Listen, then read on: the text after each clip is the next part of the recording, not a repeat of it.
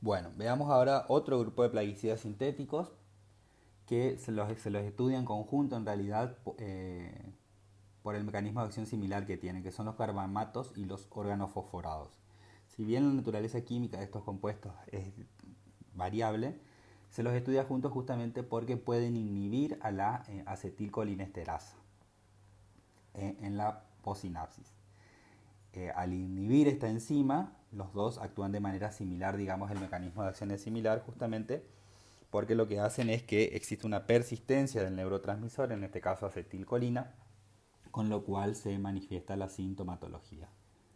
Eh, Estos compuestos se unen a un oxidrilo presente en una serina, en un aminoácido serina, presente en el sitio activo de la acetilcolinesterasa y por eso se producen los efectos neurológicos asociados a la intoxicación por estos plaguicidas. En esta filmina vemos cómo ocurre la unión en tres pasos de unión del órgano fosforado a la serina presente en el sitio activo de la enzima colinesterasa. Vemos el mecanismo de unión, ¿sí? Simplemente a modo de ejemplo para que vean que esto ocurre en pasos. ¿Por qué es interesante conocer un poco los mecanismos de unión de estos compuestos a los sitios de acción? Porque en cada uno de estos procesos de unión se establecen equilibrios químicos que están gobernados por constantes químicas. Particularmente para el caso de ésteres organofosforados y de carbamatos, el proceso finaliza, digamos, con la regeneración de la enzima, es decir, cuando se libera la serina de su unión al compuesto organofosforado o al carbamato. Este último paso está gobernado por una constante de disociación y esa constante de disociación es extremadamente lenta para los compuestos organofosforados. De allí que la unión de los compuestos organofosforados al sitio activo de la enzima colinesterasa sea muy fuerte y esto es necesario saber porque la terapéutica que se tiene que implementar en los casos de intoxicación por órganos fosforados tiene que tener presente esto, es decir, que esa unión es muy fuerte y la terapéutica tiene que estar dirigida justamente a poder liberar o reconstituir la enzima colinesterasa. Por otra parte, para el caso de los carbamatos, esta constante de disociación que vemos acá representada como K' es relativamente rápida, por lo que se considera, digamos, que la disociación, que los carbamatos son inhibidores reversibles, dado que de manera relativamente sencilla se puede disociar la unión del carbamato a la serina de la colinesterasa. Veamos algunos ejemplos de los carbamatos que pueden ser derivados del ácido carbámico. Por ejemplo, el aldicarb, el carbaril o carbarilo y tal vez el más interesante, el carbofurán y el propoxur. El propoxur es en realidad el compuesto activo presente en el baigón. Estos carbamatos inhiben rápidamente la colinesterasa en plasma, la colinesterasa que se encuentra en plasma y en glóbulos rojos. El carbofurano, este es un carbamato sintético de elevada toxicidad, está incluido en la lista consolidada de productos prohibidos o restringidos por las Naciones Unidas, justamente por la elevada toxicidad que puede presentar. Existe una gran variedad de compuestos organofosforados que pueden ser utilizados como plaguicidas. En general, estos se clasifican en función del ácido base que les da origen, digamos, y vamos a tener así a los derivados del ácido fosfórico, como la vapona, que es un cucarachicida, los derivados del ácido ditiofosfórico, como por ejemplo el malatión, y los derivados del ácido tiofosfórico, uno que tal vez ya lo escucharon nombrar a lo largo de esta asignatura, como el paratión. En general, la toxicidad de los compuestos organofosforados puede variar de leve a muy alta. Tal es así que ahí tienen a modo de ejemplo algunos de los valores de las dosis letales para estos compuestos. Entonces, siempre que veamos alguna estructura de compuesto organofosforado, tenemos que tratar de identificar la estructura del ácido del cual se derivan. En este caso, Tenemos derivados del ácido tiofosfórico como el metilparatión y el cloropirifos. Y tenemos también derivados del ácido ditiofosfórico como por ejemplo el gutión, ¿sí? También tenemos otros derivados del ácido fosfórico como el diclorbos y un compuesto particular que ustedes ya lo deben conocer, el gas de guerra sarín. En este cuadro se presentan algunos de los valores de dosis letales 50 en rata. Fíjense nuevamente que siempre se debe evaluar por dos vías de ingreso, en este caso oral y dérmica. Interesa ver, por ejemplo, los valores que maneja el paratión y el metilparatión. Fíjense cómo por vía oral, digamos, la dosis letal es mucho menor que por vía dérmica, es decir, que por ingesta son mucho más tóxicos. Y también se presenta en la tercera columna la ingesta diaria admitida, que es un concepto, o admisible, que es un concepto que vamos a ir manejando, dado que muchos de estos compuestos pueden quedar como restos en alimentos o en algunos casos en aguas de consumo. El mecanismo de acción ya lo habíamos mencionado un poco, ¿sí? El mecanismo de acción de los compuestos organofosforados básicamente ocurre en la sinapsis por inhibición de la enzima acetilcolinesterasa. Entonces lo que ocurre es que al inhibir a la enzima acetilcolinesterasa se produce un estímulo continuo por parte de la acetilcolina. También algunos compuestos organofosforados pueden unirse directamente al receptor de acetilcolina y bloquear justamente o actuar de manera similar a la acetilcolina, pero el mecanismo principal de acción es por inhibición de la acetilcolinesterasa. En cuanto a la biotransformación de los compuestos organofosforados, hay que tener presente que los compuestos derivados del ácido tiofosfórico pueden sufrir un proceso de biotransformación que conlleve a un aumento en la toxicidad del compuesto, dado que si observamos la reacción de biotransformación número 1, en el cual ese derivado del ácido tiofosfórico sufre una desulfuración oxidativa, se obtiene en este caso el derivado del ácido, el derivado del ácido fosfórico. En este caso el oxón es el metabolito activo y por eso se dice que puede haber una exacerbación de la toxicidad. Las otras reacciones de biotransformación en general lo que hacen es disminuir la toxicidad de estos compuestos y tienen que ver con las reacciones que ustedes ya vieron en otros temas, y estos implican generalmente hidroxilaciones o reducciones de la cadena lateral. Como ustedes saben, tanto receptores muscarínicos como nicotínicos pueden estar asociados a acetilcolina. De aquí que los efectos de la inhibición de la acetilcolinesterasa pueden presentar efectos muscarínicos o efectos nicotínicos en cuanto a la clínica del paciente.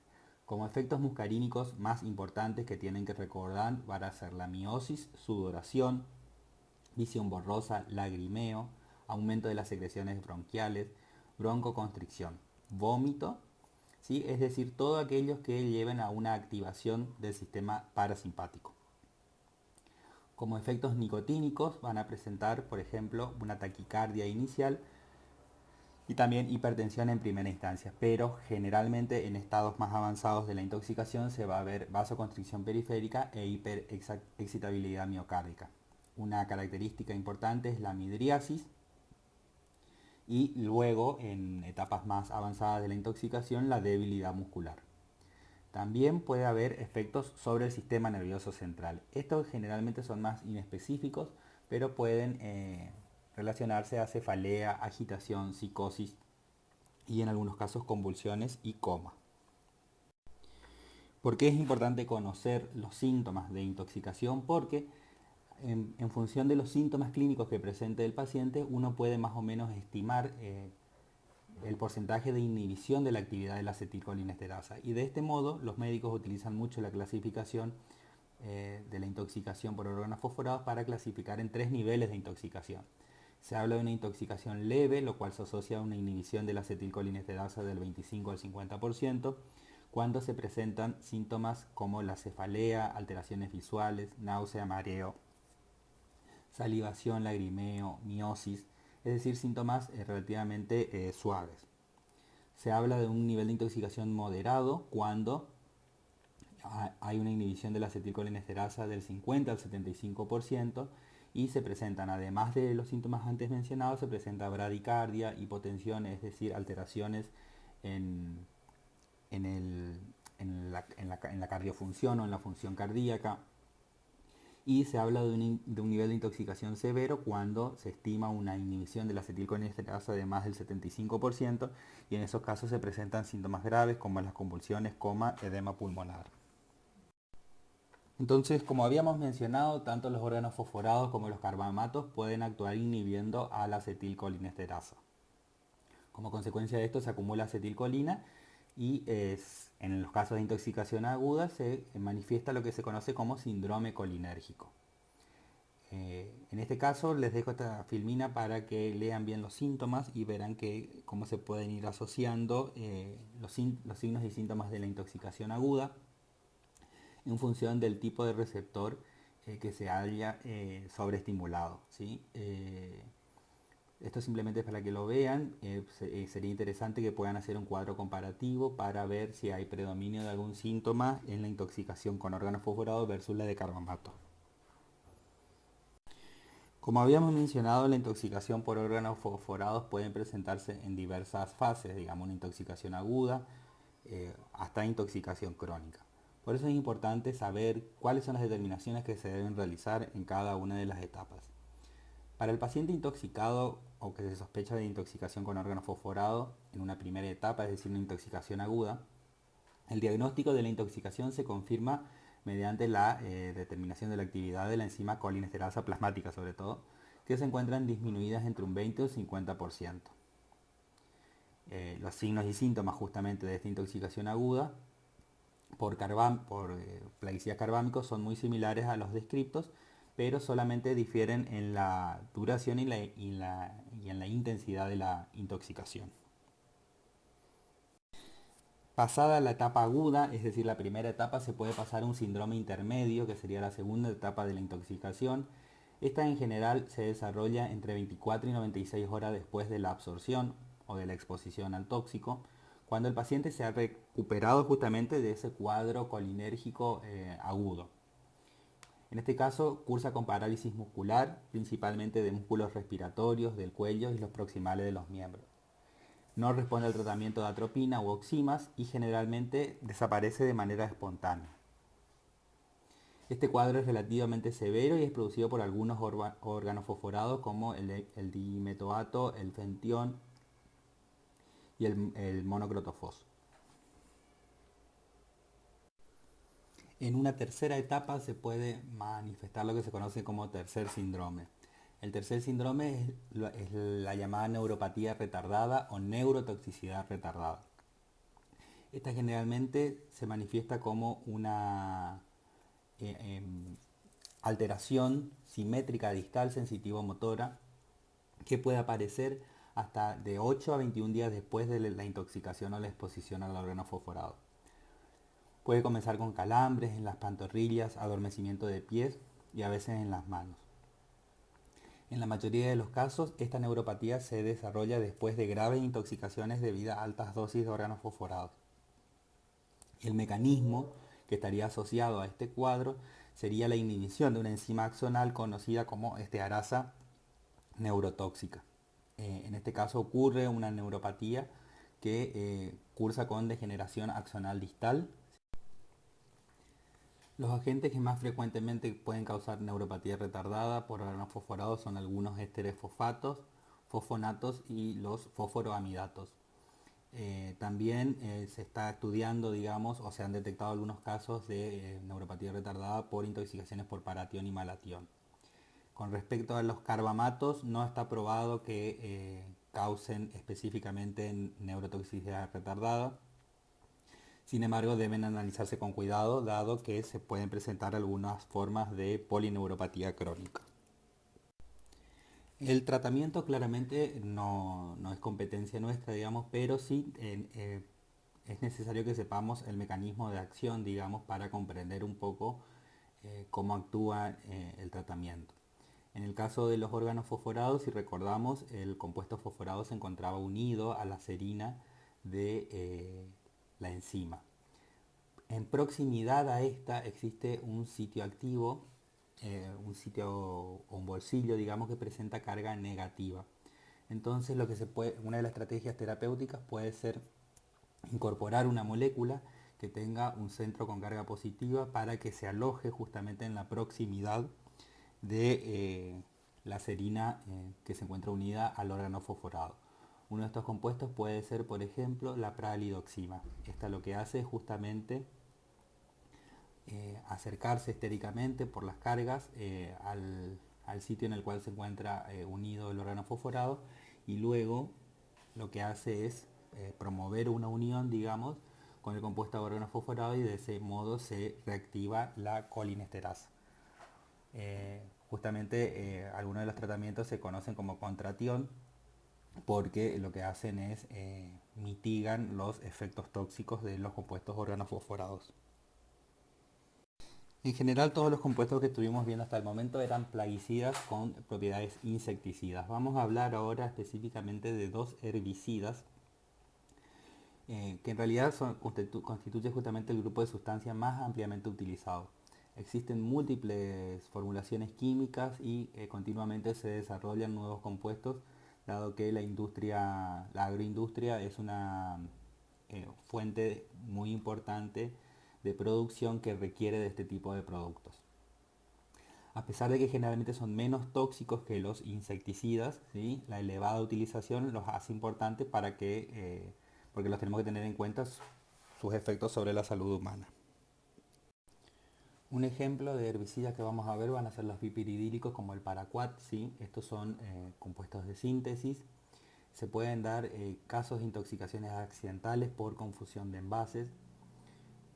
Pueden atacar a los neumocitos tipo 2 en los casos de que sea de inhalación.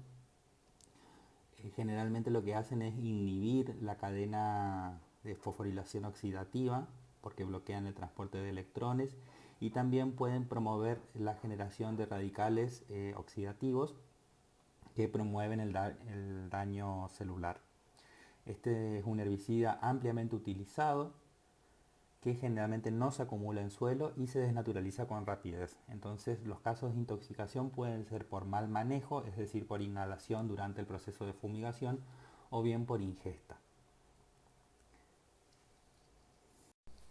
Entonces vemos en este esquema el mecanismo de acción del paraquat.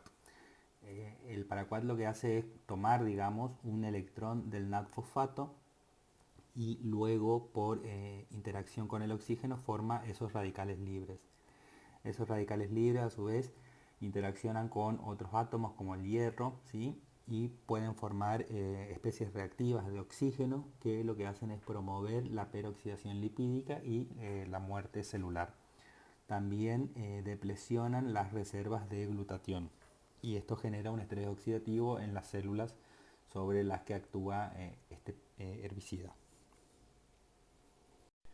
Un herbicida que seguramente escucharon nombrar es el glifosato. El glifosato es un herbicida no selectivo sistémico, de amplio espectro. En realidad, químicamente sería un aminofosfonato. Es utilizado en plantas donde es absorbido casi totalmente y aparentemente no sería metabolizado por plantas que sean resistentes al glifosato. En cambio, por otras plantas que son sensibles a que actúan como malezas, sí serían sensibles. El glifosato es un compuesto altamente polar, ¿sí? Y también tiene un carácter fuertemente iónico, por lo cual tiene tendencia a formar complejos. Presenta baja solubilidad en solventes orgánicos y baja volatilidad. Su principal metabolito es el ácido aminometilfosfónico, que también es altamente polar. Estas características del glifosato, digamos, de que sea poco soluble en solventes orgánicos y relativamente soluble en soluciones acuosas, lo presenta como un herbicida muy distribuido en la cosecha, sobre todo por ejemplo en la cosecha de soja, justamente por la facilidad de aplicación. Como otras características del glifosato podríamos mencionar que es relativamente estable, puede permanecer hasta 170 días. En realidad se estima que la vida media, dependiendo de la formulación, puede ser de 45 a 60 días. Existe un amplio controversia, digamos, en cuanto a los posibles efectos sobre el ambiente y la salud humana. Una de las formulaciones más conocidas es la que se conoce como Roundup, ¿sí? Es la más distribuida en la Argentina. Presenta una gran cantidad de sustancias que que son las denominadas sustancias inertes, pero como mencionamos pueden presentar toxicidad per se. Presenta un surfactante que es el polioxietilenoamina. Este aumenta la superficie de acción de la gota que cae en la hoja, entonces con eso se aumenta la eficacia del herbicida. También disminuye la tensión superficial de la interfase aire-líquido, lo cual facilita la entrada del producto. Este compuesto, este surfactante, puede generar ulceración ocular, lesiones cutáneas, náusea y diarrea. Como habíamos mencionado, este surfactante puede también generar daño gastrointestinal y al sistema nervioso central, problemas respiratorios y puede causar hemólisis. También este surfactante puede estar contaminado con 1,4-dioxano, el cual ha causado cáncer de animales, en animales y daño en hígado y riñones en seres humanos. Nuevamente, entonces vemos como una sustancia que no es el principio activo, sino que sería un aditivo a la formulación, puede presentar efectos tóxicos per se. Vemos en estas imágenes algunos de los efectos causados por surfactantes presentes en el glifosato y también por el glifosato, es decir, alteraciones sobre todo dérmicas en seres humanos. Como si esto no fuera suficiente, el glifosato Roundup tiene dentro de su formulación una gran variedad de otras sustancias que también pueden ser tóxicas. Simplemente para mencionar algunas de ellas, el sulfato de amonio, el isobutano, sí que pueden presentar efectos tóxicos por sí. Y la lista continúa y se presentan otro tipo de sustancias como el hidróxido de potasio, que puede ser cáustico, el ácido sórbico, que también puede causar irritación cutánea, ¿sí? Una gran cantidad de sustancias que son tóxicas también. El mecanismo de acción del glifosato en plantas es reducir la acumulación de clorofila, es decir, en las plantas que son plaga para el cultivo de interés, y también inhibe la biosíntesis de aminoácidos aromáticos a nivel de las fosfosintetasas vegetales. Es importante conocer algunas de las características de este herbicida justamente porque existen múltiples campañas, tanto en nuestro país como en otros países, acerca de en las cuales se intenta, digamos, prohibir el uso del glifosato justamente por los efectos tóxicos que causa este herbicida en los seres humanos que habitan la región donde se utiliza.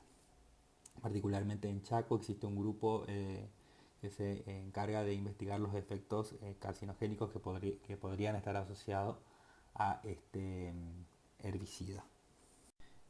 En seres humanos se ha demostrado que por vías de ingreso oral o inhalatoria o contacto dérmico puede aumentar el consumo de oxígeno por incremento de la actividad de las enzimas ATPasa dependientes. Disminuye el nivel hepático del citocromo P450, produce un desacople de la fosforilación oxidativa, lo que se relaciona justamente a la toxicidad tisular que puede presentar.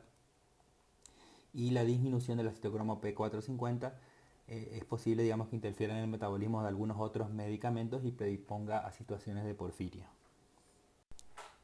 Si evaluamos la dosis letal de este compuesto, vemos que la dosis tóxica no sería tan baja, digamos, ¿sí? Es relativamente alta.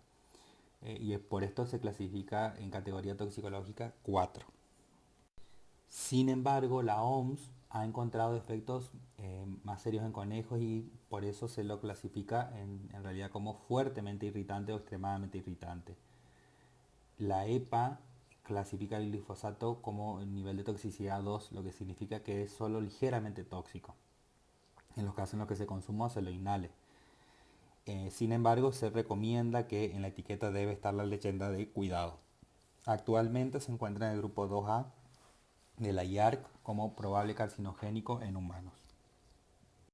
Y particularmente sobre el glifosato existe una investigación continua, dado que se sospecha que es altamente carcinogénico en realidad, pero generalmente lo que se genera es un doble discurso entre lo que son los intereses de las empresas y los equipos de investigación. Entonces es importante que se continúe realizando estudios de investigación y que nos actualicemos continuamente acerca de estudios de investigación independientes, ¿sí?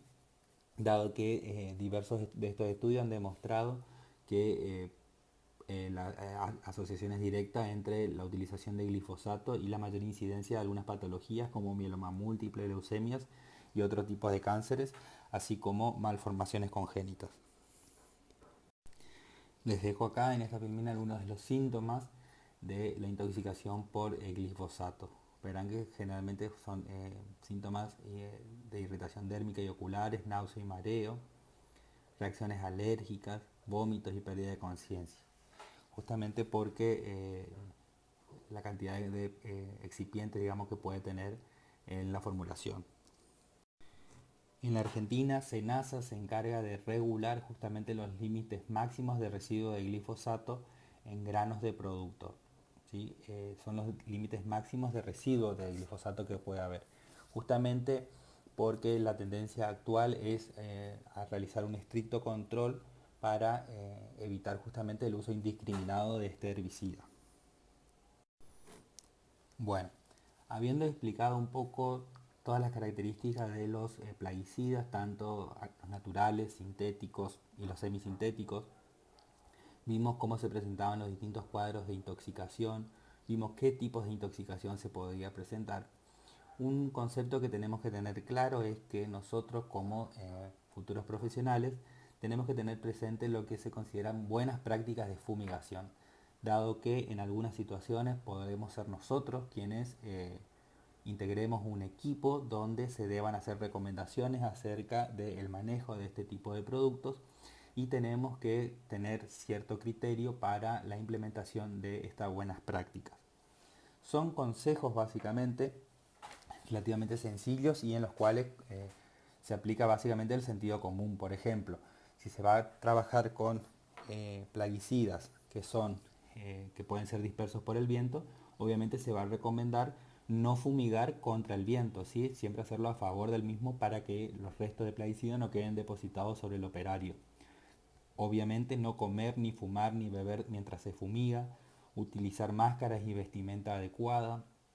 Luego de cada fumigación sería recomendable quitarse la ropa y bañarse, y la ropa debe lavarse. En lo posible esa ropa no tiene que ingresar al domicilio. El plaguicida que sobre debe ser guardado en un lugar adecuado y bajo llave, fuera del alcance de niños, dado que la gran mayoría de las intoxicaciones accidentales que ocurren en los hogares pueden ser justamente por el consumo de plaguicidas. Una vez terminado, una vez que se consume, digamos, si se utiliza todo el plaguicida, hay que lavar los recipientes con hidróxido de sodio para inactivar, y algo que parece muy sencillo como perforar y desechar estos recipientes tiene que ser una recomendación. ¿Por qué se recomienda esto? Porque generalmente estos compuestos, al ser, digamos, caros, vienen en envases o en recipientes que son muy interesantes para reutilizarlos de alguna forma.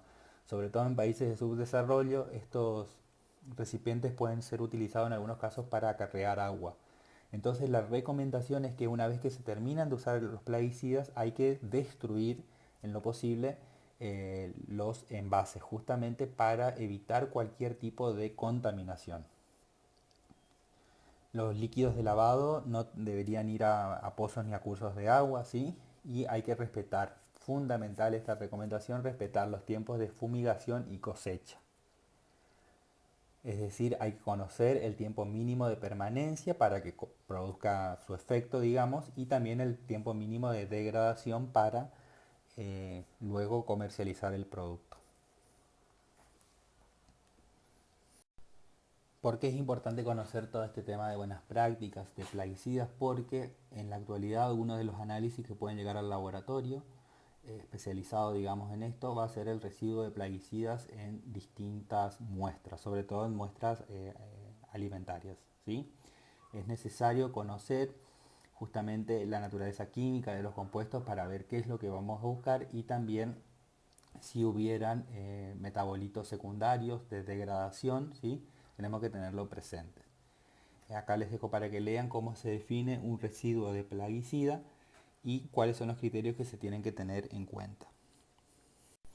Un concepto asociado a muchos cultivos que van a ser exportados o que son comercializados es el límite máximo de residuos que pueden tener, ¿sí? Así como habíamos mencionado el límite máximo de glifosato, existe un límite máximo de residuos o tolerancia para distintos compuestos plaguicidas. Pueden tener un criterio toxicológico que ustedes ya lo vieron en otros temas, como el nivel sin efecto observable o el no a él, ¿sí? Y en realidad lo que se espera, hay que hacer es un estudio individual de cada uno de estos residuos para establecer las cifras seguras. Y también existe un criterio agronómico justamente para establecer el nivel permisible o el máximo nivel toxicológico, pero entendiendo a esto desde un punto de vista agronómico.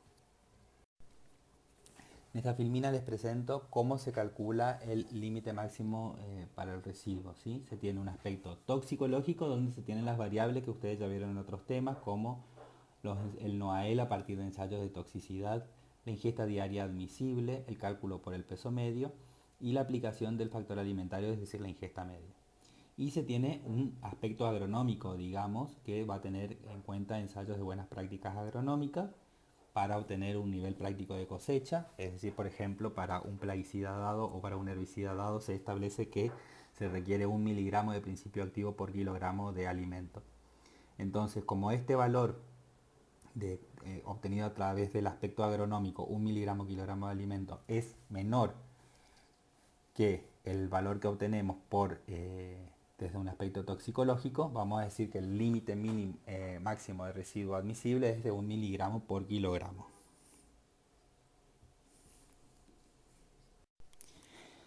El laboratorio para análisis de plaguicidas puede ser muy complejo. Se puede trabajar en un laboratorio de baja complejidad y realizar ensayos orientatorios.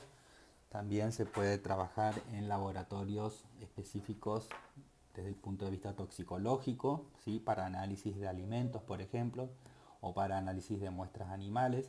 Y también se puede realizar estudios toxicológicos en laboratorios forenses. Entonces, dependiendo en el ámbito en el que uno se desempeñe, digamos, los tipos de muestra que puede recibir pueden variar. Generalmente se van a trabajar con muestras de orina y sangre para personas vivas, digamos, en los que se sospeche intoxicaciones agudas o crónicas por plaguicidas. Se pueden recibir vísceras, tanto humanas como animales, grasa de riñonada en el caso de carnes de exportación, y también se puede recibir granos vegetales y frutas. Como mencionamos, es importante conocer las características químicas de los compuestos plaguicidas justamente para la selección de la muestra más adecuada para el análisis en el laboratorio. Siempre que encaremos un estudio de plaguicidas en el laboratorio, tenemos que conocer, digamos, qué le pudo haber pasado a ese principio activo una vez que ingresó al organismo. Si lo vamos a estudiar en muestras biológicas. Entonces tenemos que tener presente esto, por ejemplo, que el paratión, si tomamos como ejemplo este órgano fosforado, puede sufrir diversos tipos de modificaciones dependiendo del organismo o de la muestra en la que se encuentre. En el caso de animales, este paratión puede ser metabolizado a dietil fosfotionato y a paranitrofenol.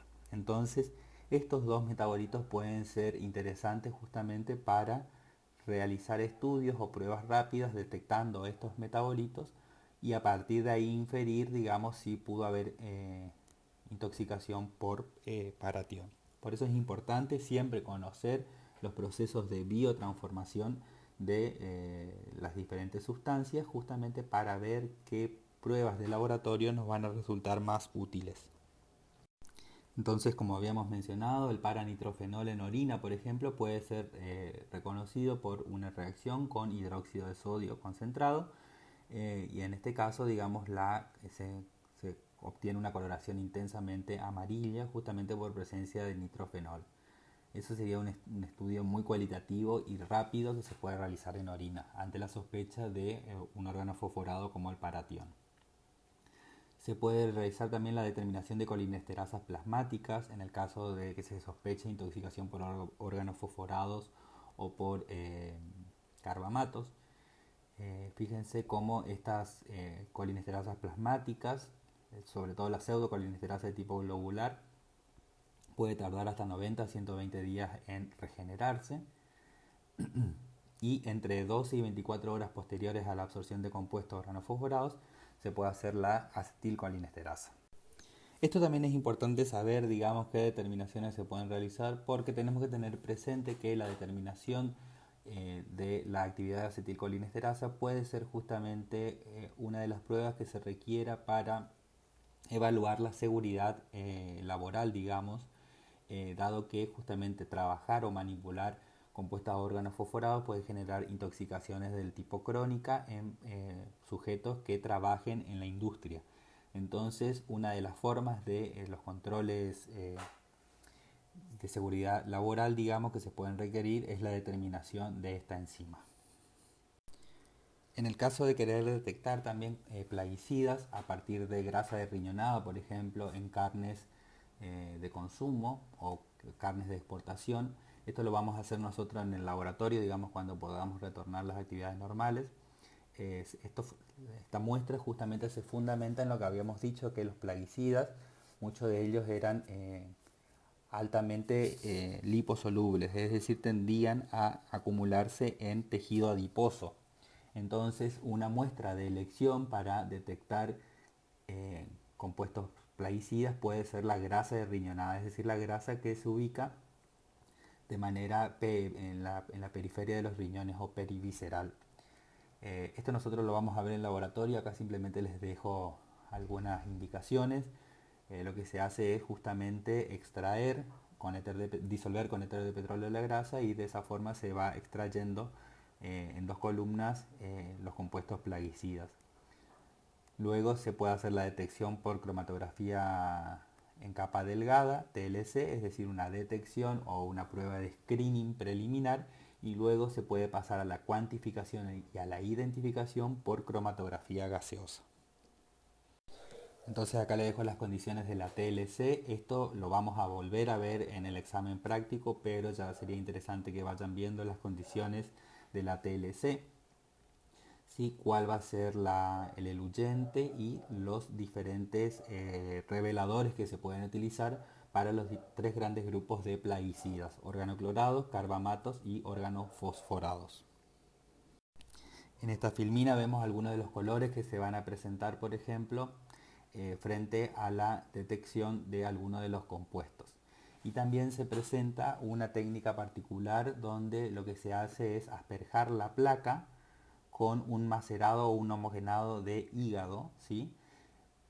Justamente para ver si la enzima colinesterasa presente en este homogenado es inhibida por los compuestos organofosforados particularmente que se pueden presentar en la placa. Es una forma de revelado interesante donde no se usa un revelador habitual, sino que en este caso nos valemos de la propiedad que tienen los órganos fosforados para inhibir a la enzima colinesterasa, y se hacen dos pasos. Primero nos aseguramos de que el compuesto organofosforado se encuentre en su forma oxón, digamos, y eso lo podemos lograr luego de realizada la corrida en placa delgada. Se expone la placa a vapores de bromo y de esa forma todos los compuestos derivados del ácido tiofosfórico se oxidan a la forma oxón. Luego asperjamos la placa con el homogenado de hígado y en los lugares en los que hubiera órganos fosforados la enzima se va a inhibir.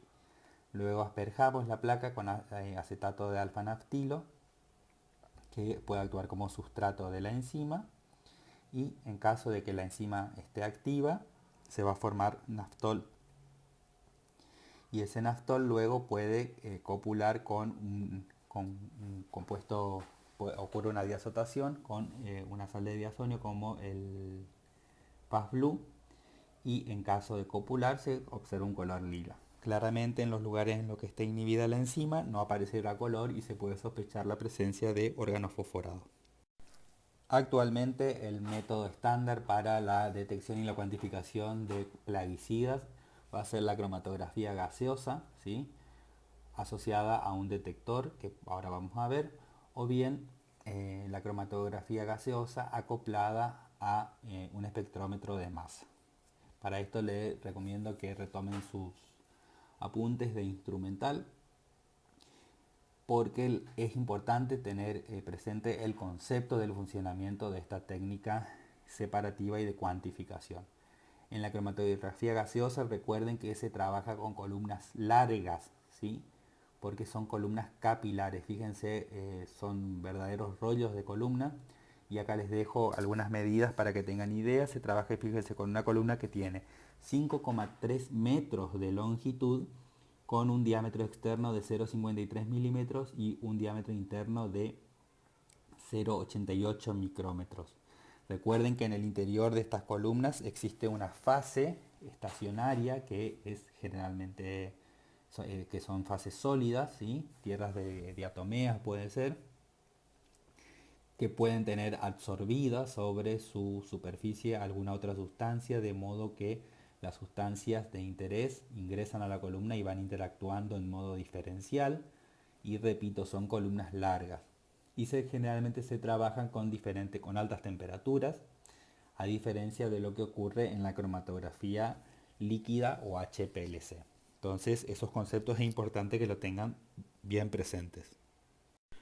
Una vez que salen de la columna gaseosa, estos compuestos pueden ingresar a un detector de captura electrónica o a un detector de ionización por llama.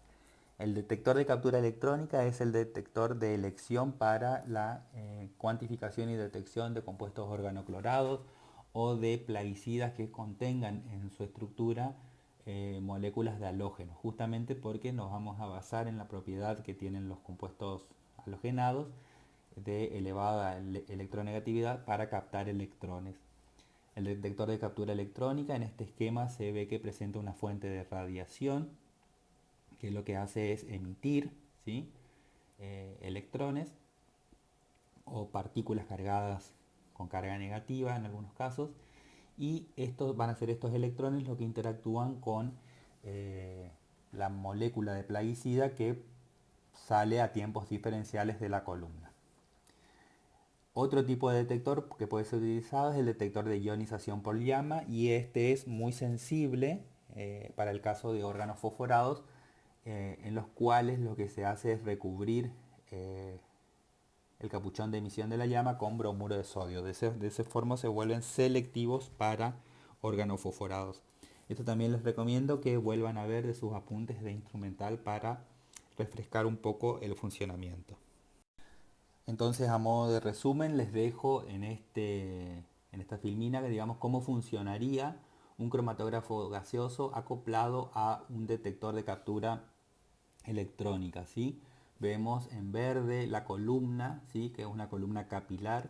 Vemos cómo está rellena esa columna, ¿sí? Presenta un relleno sólido.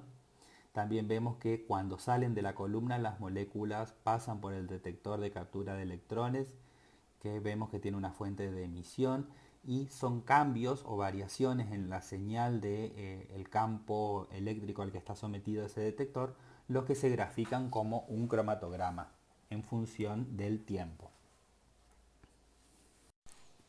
Entonces acá lo que vemos es un cromatograma de un cromatógrafo gaseoso, donde vemos picos, ¿sí? A distintos tiempos, y la altura del pico va a estar relacionada con la cantidad del compuesto. Vemos que estos picos están separados, ¿sí? Son bien resueltos. Entonces, para resumir, la técnica de elección para la cuantificación de compuestos plaguicidas va a ser la cromatografía gaseosa, asociada a un detector de captura electrónica para órganos clorados o a un detector de llama para órganos fosforados. Si tenemos la posibilidad de contar con un cromatógrafo gaseoso asociado a un espectrómetro de masa, esto nos va a permitir cuantificar y también identificar las sustancias en el caso de que no conozcamos el plaguicida que estamos buscando, ¿sí? Para la cromatografía gaseosa tenemos que conocer a priori qué plaguicida queremos buscar y cuantificar. En cambio, para la cromatografía gaseosa asociada a un espectrómetro de masa, no es necesario conocer específicamente el plaguicida que queremos cuantificar, dado que podemos utilizar el base de datos en librerías electrónicas para identificar la sustancia. Finalmente les dejo estas dos filminas donde se presenta la técnica operatoria para la determinación de la actividad de acetilcolinesterasa en sangre entera. No es necesario que se aprendan la técnica de memoria, simplemente pueden hacer un resumen del fundamento, ¿sí?, de la técnica para tener una idea, digamos, de cómo se realiza, pero no es necesario que se aprendan las cantidades eh, de las mismas. ¿Por qué es interesante esto? Porque esta técnica se puede poner a punto, digamos, en un laboratorio de rutina y puede ser utilizada justamente para el control de exposición laboral, digamos, para sujetos que trabajan con este tipo de compuestos. Y también justamente para hacer un diagnóstico rápido de intoxicación aguda por órganos fosforados.